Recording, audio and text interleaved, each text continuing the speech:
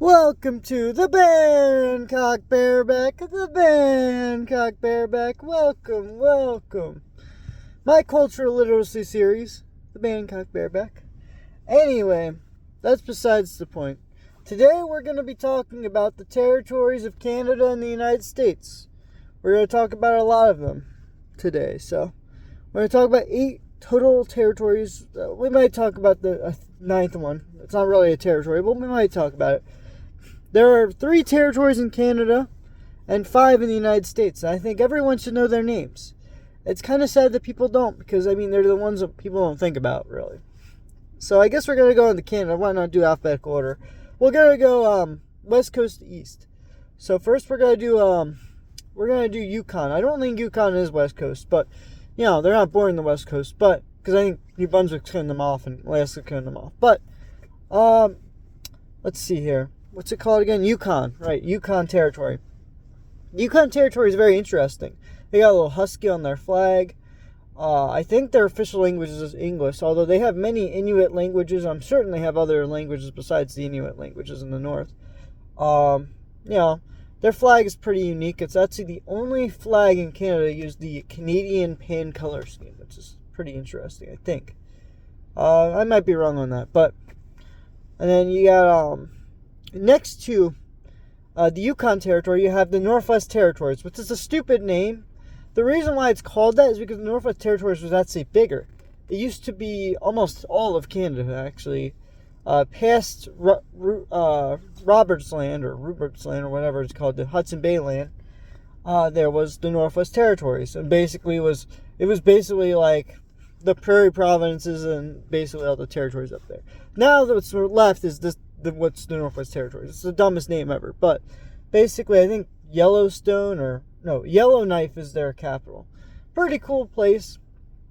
And then in 1993 there was the 3rd territory that is current, called Inuit, and in fact they actually have 2 official languages.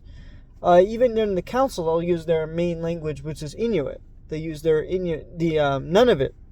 So Nunavut is the 3rd territory of Canada. These territories, by the way, are less than 100,000 people, I think, for all these territories, or maybe even just a little over 100,000. So they're not even worth being provinces, really. Okay, so Inuit is one of the only bilingual areas of Canada, besides for maybe Quebec and... Quebec's that's the only French, but maybe except for maybe New Brunswick. But I think none of it's very interesting, because everyone there speaks English, and I'm pretty sure Inuit.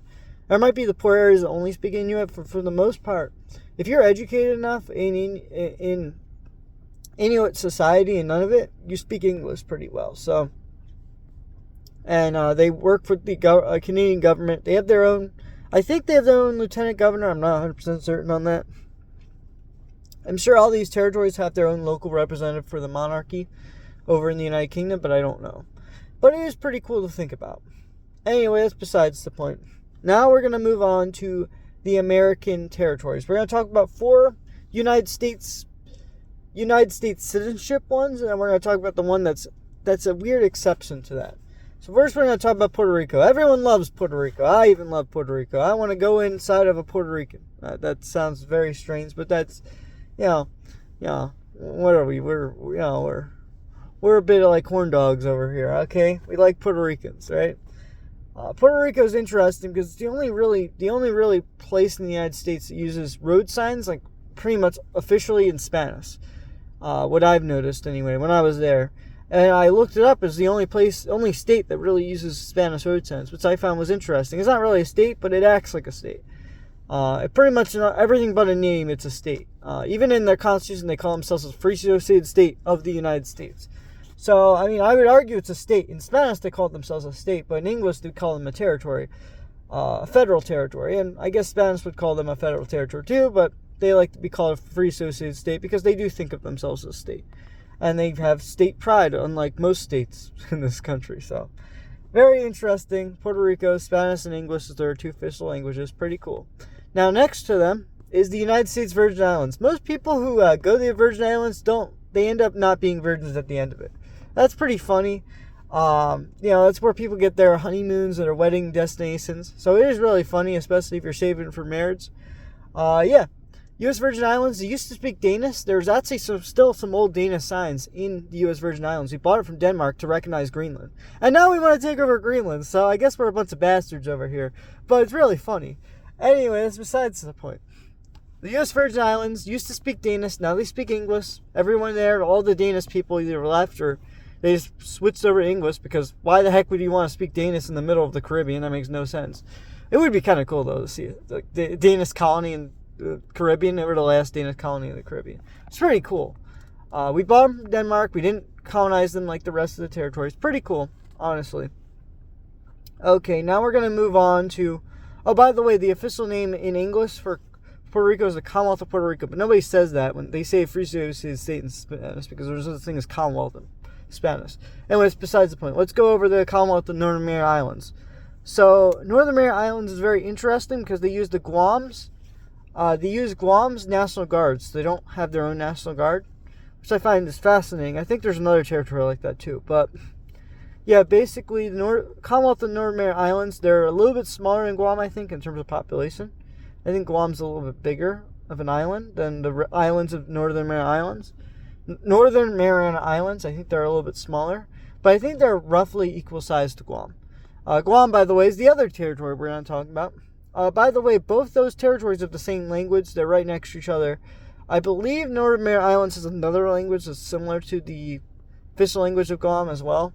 They don't act... they're all these territories, by the way, these 4 territories are U.S. citizens. However, there is one that people always forget about, and it's in the name. It's in the name, American Samoa. That's right, the 5th territory we're going to talk about. American Samoans are American nationals. They're not American citizens. The reason why is because they have reservation status, meaning you have to be ethnically Samoan in order to own land.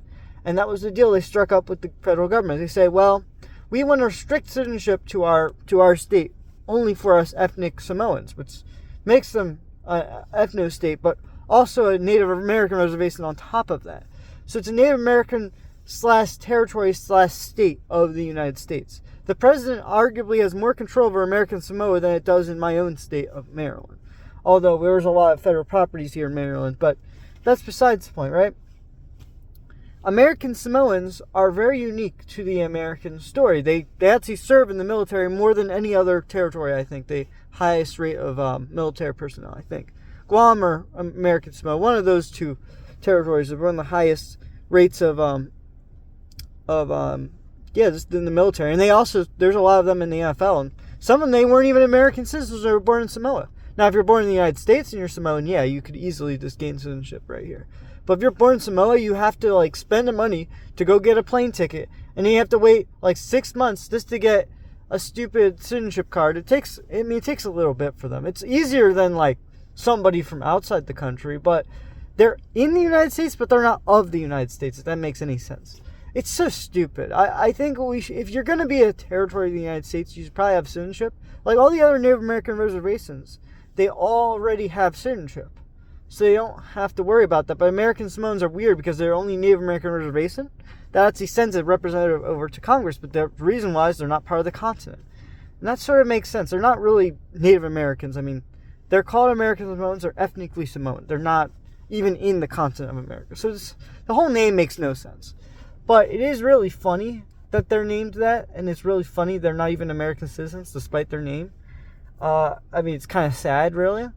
And hopefully they update the paperwork on that. I don't know. But anyway, this is quite interesting. We might as well just talk about the last thing that I was going to talk about. So in some countries around the world, like Brazil and Australia might not be a good example, but I know Mexico is a good example. Mexico, Brazil, and the United States are perfect examples. American countries love to do this. Where normally they put their capital as a federal district. And the United States, obviously, has done that. We put our capital in a federal district, unlike Canada, which put their capital right next to 2 states, which it's in one state, not the other one. So Ottawa, by the way, is in Ontario, but it's not the capital of Ontario. The capital of Ontario is Toronto. So they tried their best to even out the power without making a federal district for that capital, which is weird. I don't know why Canada would do that, but here in the United States, Brazil, and Mexico, we actually make a federal designation for our capitals. We call them federal districts. They do get some voting rights. They still pay taxes, unlike the territories. They do pay federal tax, unlike the territories, but they pretty much all the same rights as a U.S. citizen, except Congress. They don't have senators. They only get one non-voting representative in the House of Representatives, and they can vote for president, but territories can't because they don't pay federal income tax. Anyway, that's so weird. But yeah, it's just such an interesting thing, right? How our government's set up is we have these five-ish random territories. American Samoa, you could argue Americans can't freely move there. You have to be ethnically Samoan in order to even own land there. I guess if you marry a Samoan, I guess you could. I think it's like 25%. I think I read online. You'd be ethnically 25% Samoan in order to own land there. They also have really strict gun rights. They're really not like the rest of the United States, but it is quite interesting to me how these territories function. Basically, if you're an American citizen and you decide you want to file taxes, you have to live in the territory for, I believe, 181 days in order to not file for federal taxes, but to file for territorial taxes. The federal government will say, okay, you still have to pay taxes to your home territory, your home state, but you don't need to pay federal because you're not voting for president. So if you're American and you don't care about the politics of this country, and you still want to be represented by the president for some reason, just go ahead and live in a territory, I guess. If you don't care about filing for federal taxes, which I'm planning on doing, when I come in my 60s, come down in my 60s, when I get my Roths set up and everything, and in my 60s when I'm older, I'm going to go to Puerto Rico or the Virgin Islands or one of those places. Hopefully they don't become stupidly expensive in my 60s, but who knows? I know Puerto Rico has very high state taxes. Like the state of Puerto Rico itself has very high taxes. So, I don't know. But personally, all the other territories are too small for me. I would much rather live in Puerto Rico out of all the territories. So when I get older, I might just decide to move down to Puerto Rico. Although I'm going to have to adapt it to the state culture of Puerto Rico probably a little bit. But it is quite interesting to think about. So, yeah, I wish more Americans would know a lot about the territories. They barely know about the states, to be honest with you. There's so many states I've yet to visit. I haven't visited Vermont or Wyoming. You know, like, there's some states I haven't even been to. So, I mean, to be honest, those are the least populated states, but it's pretty interesting. Alaska, I haven't been to. Hawaii, I haven't been to.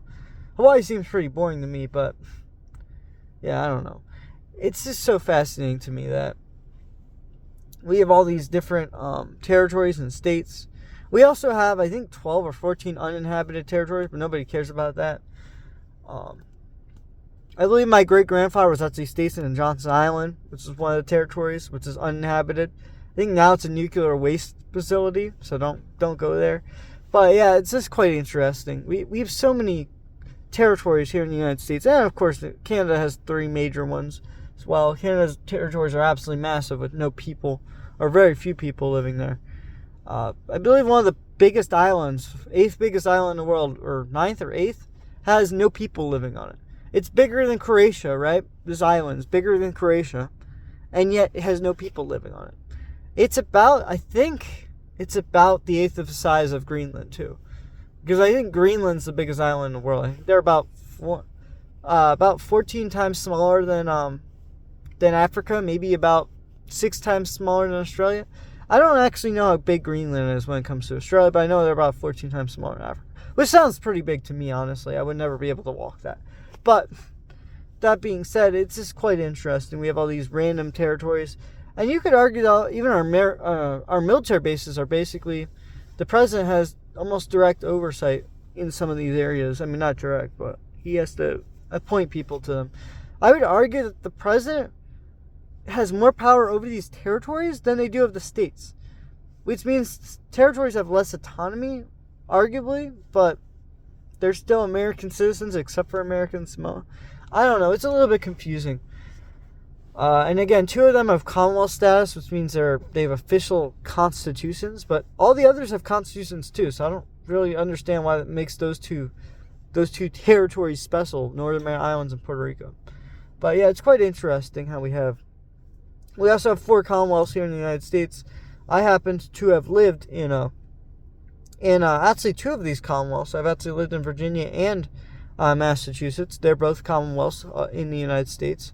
So yeah, I don't know why they're called Commonwealths. I'm sure there's a historical reason for it. And then there's also like countries called Commonwealths, like the Commonwealth of Australia and the Commonwealth of Bahamas. Like, who knows why they named it that? It just sounds cool, I guess. So Canada is just called Canada. They used to be called the Dominion of Canada, but then they realized we're not a Dominion anymore, so they got rid of the Dominion and there's Canada now.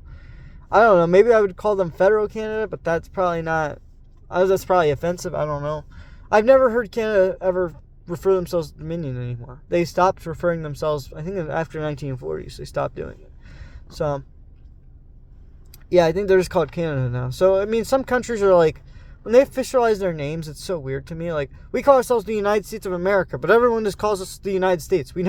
No country is going to call us the United States of America, because for some countries, America is a continent.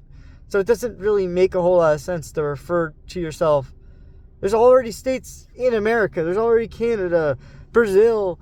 They're thinking, when they think states, they think sovereign states, not, United States. That's a little weird. But yes, our name's a little odd. But, so we're internationally known as the United States, despite our full name being the United States of America. Canada used to be called the Dominion of Canada. Now it's changed to Canada.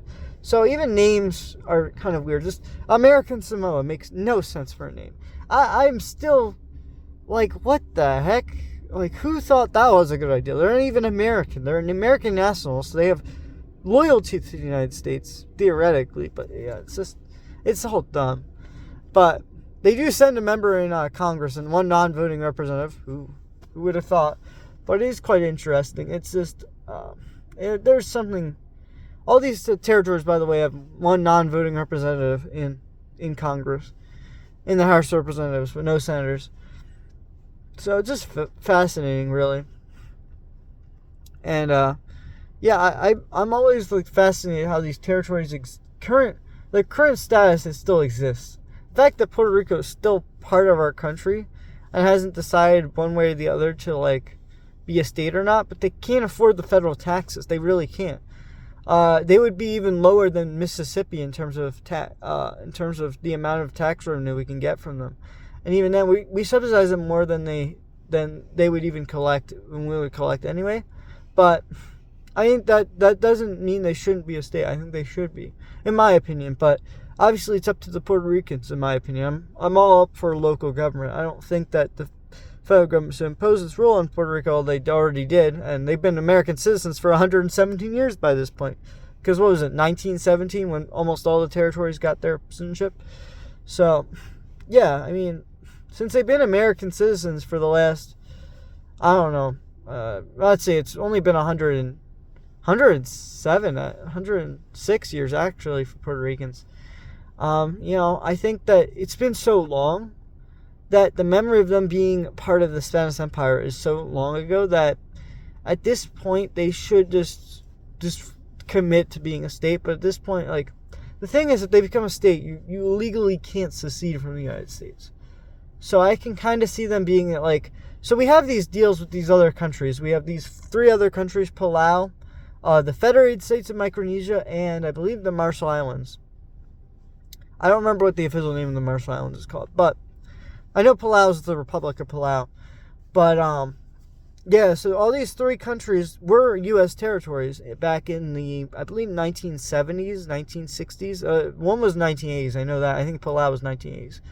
And they all got independence around in the few decades ago. And now they could easily, they're just like American Samoa. They can easily be U.S. citizens. They have deals with us, just like American Samoa, but they're not. They're actually sovereign countries. They're in the United Nations, everything. I think American Samoa should try to do something like that, where, they could be their own country and have a free associated state status, just like the 3 random countries of Palau, Micronesia, and Marshall Islands. And even during, like, whenever we support Israel, right, you'll notice that those 3 countries are always voting for Israel to remain like fighting against Palestine or whatever, which is kind of controversial. So like the United States and those 3 countries are the only ones who will back Israel if there's something really controversial. I think nowadays, though, I think what's going to happen is all those 4 countries, the little 3 island countries and the United States are all going to eventually go anti-Israel, because I think the Americans are starting to get tired of Israel's BS with just fighting a bunch of random people in Palestine we don't care about. I mean, unless there's American citizens' lives at stake, there's no reason we need to be over there giving money to them.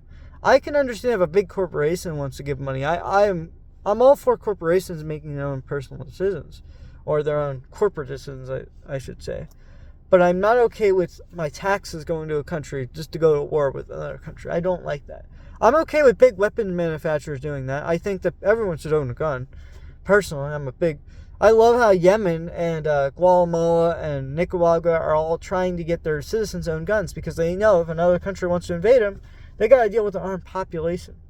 And this sort of sucks. So I am all for weapon manufacturers just giving random citizens guns, which is a weird thing for me to say, but pretty controversial opinion. But I like the idea of self-defense. I don't think the central government should have monopoly of violence. I really don't. That's my personal opinion on it. But I just don't like monopolies. I'm not a big fan of the teacher unions. I'm not a big fan of monopolies. Teacher unions are one of the worst examples of monopolies. I'm going back to economics of monopolies again. God damn it. But yes, I'm sure that these territories have certain corporations are very monopoly-like actions. I'm sure they have that. It's pretty controversial in some of these territories. I'm sure that there's these very strong, powerful unions or corporations that have extreme power, especially with American Samoa, how all the power is found in the central government of American Samoa. You can't even own. There's pretty much no guns you can own in America. I mean, you can own a certain amounts of guns, but almost all guns are banned in America. I think they're one of the most strict places in the United States that ban guns, which is kind of interesting. So anyway, I hope you enjoyed my cultural literacy episode of the Bangkok bareback. It's such an interesting thing, just learning about the history of our territories and the names of them. Some Americans obviously have no idea about them, which is so fascinating to me. It's kind of sad that we should know more about our own territories that we control. I mean, it's the secret of the American empire. It's how we keep some of China's plays in check with having those islands across the, at bay or whatever. So it is kind of interesting. Anyway, goodbye.